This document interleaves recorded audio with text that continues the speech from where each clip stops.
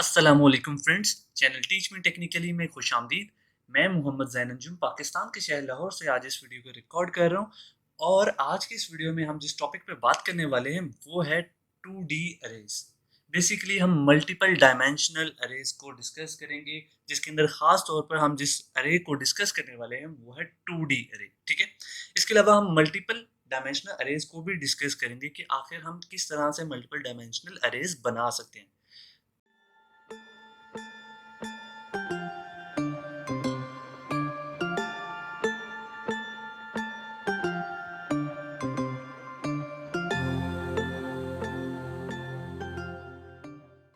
इससे पहले कि आज हम 2D अरेज के टॉपिक पर जाएं, उससे पहले मैं आपको एक चीज़ बताना चाहता हूं कि हमारे पास प्ले स्टोर पर मैंने एक एप्लीकेशन को अपलोड किया है। उसका नाम है सेमेस्टर वर्क। वो सेमेस्टर वर्क एप्लीकेशन को आप डाउनलोड कर लें, क्योंकि ये एप्लीकेशन आपके लिए बहुत हेल्पफुल होगी through out your university life. ठीक है, इस सेमेस्टर वर्क एप्लीकेशन के अंदर आप अपने सेमेस्टर का टोटल जीपीए कैलकुलेट कर सकते हैं। साथ साथ इसके अंदर सेकंड पार्ट जो है उसके अंदर आप क्या कर सकते हैं एप्लीकेशन के अंदर कि आप टेस्ट बाय टेस्ट अपनी एंट्री कर सकते हैं। फॉर एग्जांपल आज आपका एक टेस्ट होता है या क्विज होता है, तो आप उसको एंटर कर सकते हैं कि इतने मेरे टोटल मार्क्स थे और उसके अंदर से मेरे इतने मार्क्स गेन हुए। सो वो क्या करेगा कि साथ साथ आपको आपका जीपीए प्रिडिक्ट भी करेगा। So basically semester work application ना सिर्फ आपका जीपीए कैलकुलेट करने में आपकी हेल्प करेगी, बल्कि आपको अपना जीपीए प्रिडिक्ट करने में भी हेल्प करेगी। सो सेमेस्टर वर्क एप्लीकेशन को डाउनलोड करने का लिंक मैं डिस्क्रिप्शन में दे देता हूँ। आप वहां से जाकर उस एप्लीकेशन को डाउनलोड कर लीजिए। चलें अब आते हैं हम अपने मेन टॉपिक की तरफ। हमारा मेन टॉपिक क्या है? 2D arrays. So two dimensional arrays. Basically 2D array क्या है? 2D अरे पर आने से पहले मैं आपको 1D अरे का बताता हूँ। 1D अरे के अंदर फॉर एग्जांपल ये जो टेबल हमारे सामने आ रहा है, ये है हमारे पास 1D अरे। क्या होता था? होता ये था कि हम एक अरे बनाते थे, फॉर एग्जांपल इंटीजर अरे बनाते थे। सो इंटीजर अरे बनाने से क्या होता था कि हमारे पास मल्टीपल लोकेशंस आ जाती थी मेमोरी के अंदर, जिसके अंदर हम अपने डेटा को स्टोर कर लेते थे। फॉर एग्जांपल ये हमारे पास आ गया है 1D अरे। ठीक है, इसके अंदर मैं क्या कहता हूँ कि अपने पास इंटीजर्स को सेव कर लेता हूँ, कुछ भी। ठीक है, अब आप इसको डेली लाइफ एग्जांपल से ऐसे लें कि आपने किसी स्टूडेंट के मार्क्स को सेव करना है। ठीक है, सो आप क्या करते हैं? आप ये कहते हैं कि ये स्टूडेंट 1 है और इसके मार्क्स आए हैं 10, स्टूडेंट 2 के मार्क्स आए हैं 10, स्टूडेंट 3 के मार्क्स आए हैं 11, इसी तरह स्टूडेंट 4 के मार्क्स आए हैं 14, स्टूडेंट 5 के मार्क्स आए हैं 9। ठीक है, और मल्टीपल आप इस तरह अपने पास रिजल्ट्स को सेव कर लेते थे अपने पास अरेज के अंदर। सो 1D अरे के अंदर क्या हो रहा था कि आप एक स्टूडेंट के मार्क्स को सेव कर रहे हैं। मतलब ये कि आपने कहा कि जो टोटल मार्क्स हमारे पास स्टूडेंट 1 के आए हैं उसके 10 है, दूसरे के भी 10, तीसरे के 11, चौथे के 14। सो इस तरह अरेज को यूज करते हुए आप मल्टीपल स्टूडेंट्स के मार्क्स को सेव कर रहे थे। लेकिन अब हम आते हैं 2D के अंदर। 2D अरे क्या है? 2D अरे कुछ ऐसा सीन है कि हमने सेव करना है कि हमारे पास जो स्टूडेंट 1 है उसने 2 पेपर्स दिए हैं। ठीक है, अब जब उसने 2 पेपर्स दिए हैं, एक दिया है फिजिक्स का पेपर और एक दिया है उसने केमिस्ट्री का पेपर। अब हमें दोनों मार्क्स को सेव करना है, तो क्या आपके पास क्या सोल्यूशन होगा? जब तक आपने 1D अरे पढ़ी होगी तो आप ये कहोगे कि मैं एक अरे बना लेता हूँ जिसके अंदर स्टूडेंट्स के स्टूडेंट 1 2 3 4 5 6 7 8 9 और 10। ठीक है, ये 10 हमारे पास एंट्रीज हैं।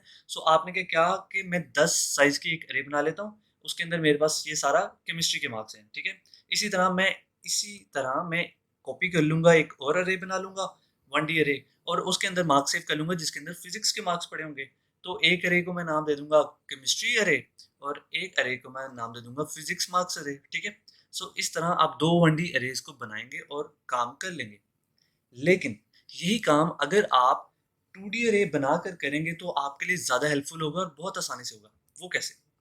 वो इस तरह कि आप फॉर एग्जांपल हम टेबल इंसर्ट करते हैं, ये यहाँ तक क्या था 1D अरे। ठीक है, लेकिन जैसे ही आप यूं एंटर करेंगे अपने पास, इस तरह का मैट्रिक्स बनाएंगे अपनी सी प्लस प्लस के अंदर या किसी भी प्रोग्रामिंग लैंग्वेज को यूज करते हुए, तो उससे क्या होगा कि आपके पास 2 डायमेंशनल अरे बन जाएगी। अब ये 2 डायमेंशनल कैसे है? 2 डायमेंशनल ऐसे है कि आप एक्स एक्सिस के अंदर भी ट्रेवर्स कर सकते हैं। ठीक है, और वाई एक्सिस के अंदर भी ट्रेवर्स कर सकते हैं। ठीक है, फॉर एग्जाम्पल मैं यहाँ से इंसर्ट करता हूँ,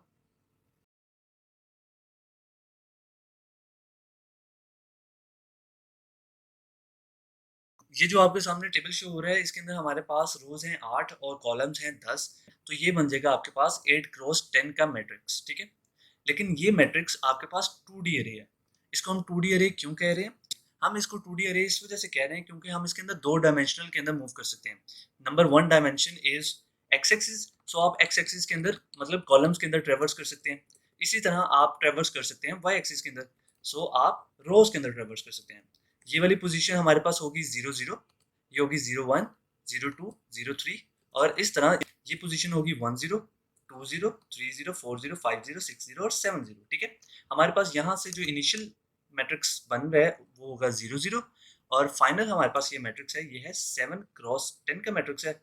इस वजह से यहाँ पर आएगा 7। हमारे पास रो जो हमारी है वो 7th है, और कॉलम जो हमारे पास है वो है 9। सो फ्रेंड्स, ये हमारे पास आ गई टू डायमेंशनल अरे। और टू डायमेंशनल अरे का फायदा क्या है? यहाँ पर मैं एक एग्जांपल लेता हूँ और उससे आपको एक्सप्लेन करता हूँ कि हमें 2D अरे का फायदा क्या होगा। अब आप एज्यूम करें, यहाँ पर मैं अपने पास लिख लेता हूँ सब्जेक्ट्स, ठीक है। सो मेरे पास यहाँ पर सब्जेक्ट्स आने वाले हैं, वो है फिजिक्स।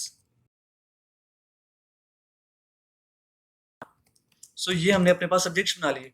अब हम क्या करें, यहाँ पर हम लिख देते हैं कि ये स्टूडेंट 1 है, ये स्टूडेंट 2 का रिकॉर्ड है।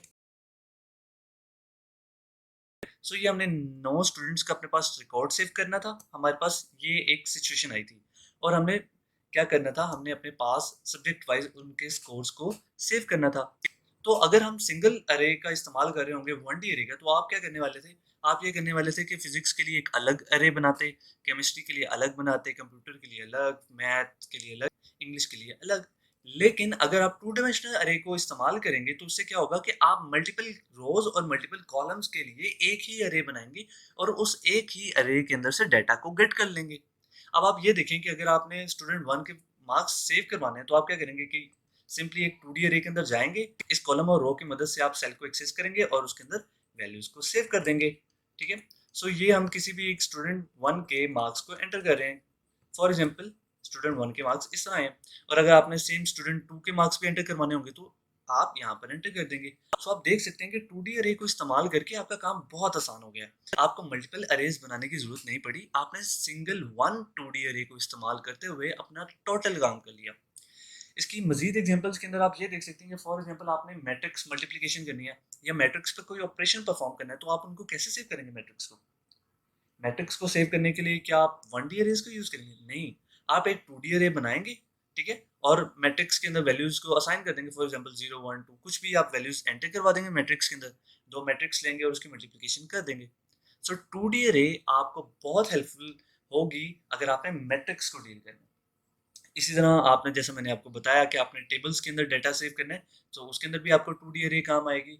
फॉर एग्जांपल, आप कोई चेस की गेम बना रहे हैं, और चेस की गेम बनाने के लिए आपको बोर्ड बनाना पड़ता है, ठीक है।